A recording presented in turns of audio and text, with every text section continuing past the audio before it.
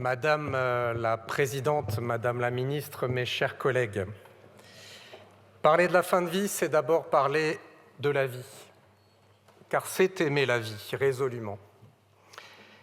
Mais pour autant, qui parmi nous, dans nos rencontres avec nos concitoyens ou dans notre entourage proche, qui parmi nous n'a jamais été confronté à cette question particulièrement douloureuse? Qu'est-ce que vivre veut dire quand vivre n'est plus que souffrir sans espoir de guérir? Cette question, nous ne devons pas l'occulter. Nous devons au contraire l'aborder avec volonté et humilité. Car oui, légiférer sur la fin de vie exige de l'humilité. L'humilité d'écouter avant de décider. L'humilité de ne pas prétendre avoir la vérité. L'humilité d'avoir des convictions sans avoir de certitude. Cela exige donc aussi le respect. Le respect dû à toutes les convictions, mais aussi le respect de la liberté de conscience de chacune et de chacun. C'est en alliant humilité, respect et liberté que nous aurons un débat parlementaire à la hauteur du sujet. Cela a d'ailleurs été le cas en commission où chaque député a pu présenter ses idées et ses propositions sans stigmatisation ni outrance. Mes chers collègues, légiférer sur la fin de vie, c'est aussi emprunter le chemin déjà ouvert par d'autres avant nous. Au fil des ans et des lois, depuis 1999 jusqu'à 2016, 2 droits essentiels ont été obtenus. Le droit de ne pas souffrir, car la souffrance ne doit plus être considérée comme inévitable et encore moins comme nécessaire.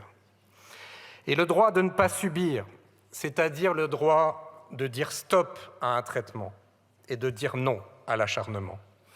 Cela semble aujourd'hui être des évidences. Pourtant, cela ne l'était pas il n'y a pas encore si longtemps. Notre devoir est donc de faire de ces droits une réalité partout et pour tous. Cela passe par le renforcement et le développement des soins palliatifs et d'accompagnement qui sont la réponse primordiale pour une très grande majorité de malades. Mais comme toute médecine humaine, et malgré le professionnalisme et le dévouement des soignants, ils sont dans certains cas impuissants face à certaines souffrances réfractaires ou insupportables. Et oui, Madame la Ministre, vous avez eu raison de le dire, il existe des souffrances que rien ne peut soulager. C'est pour cela qu'il faut aussi un ultime recours, celui d'une aide à mourir afin que des êtres humains condamnés par la maladie ne soient pas aussi condamnés à l'agonie. Mes chers collègues, on peut soutenir les soins palliatifs et défendre l'aide à mourir. C'est en tout cas ce que je fais depuis très longtemps. Et d'ailleurs, le texte voté par la Commission a conforté ces 2 piliers majeurs. Et je tiens à saluer et à remercier les députés de tous les groupes pour leur investissement et leur assiduité durant ces presque 100 heures au total d'auditions et de débats. Chaque député a fait son travail en conscience, en conviction, en liberté. Car un débat parlementaire, ça n'est pas un référendum. Ce n'est pas à prendre ou à laisser. C'est une œuvre de co-construction entre pouvoir exécutif et pouvoir législatif, dont on peut espérer qu'elle évite les confusions et les confrontations. Mes chers collègues, en cet instant, je pense plus que jamais à tous ces malades et à tous leurs proches que j'ai rencontrés et écoutés depuis tant d'années. Leurs témoignages, leurs attentes, leurs espoirs, leurs colères, leurs cris parfois sont inscrits en moi. Et il n'y aura pas une seconde de ce débat sans que je pense à eux. Pour eux et pour tous nos compatriotes, nous avons aujourd'hui à écrire et à voter une grande loi de liberté. La liberté de disposer de sa mort, à l'image de la liberté de disposer de son corps que nous venons de sanctuariser dans notre Constitution.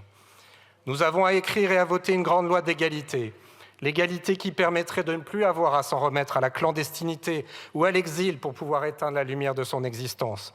Nous avons à écrire et à voter une grande loi de fraternité, la fraternité d'accompagner chacun jusqu'au bout du chemin, conformément à ses choix et à sa volonté. À nous, mes chers collègues, de contribuer à écrire une grande et belle page de notre loi républicaine pour que demain, dans ce pays, on puisse partir comme on a vécu, librement et sereinement. Je vous remercie.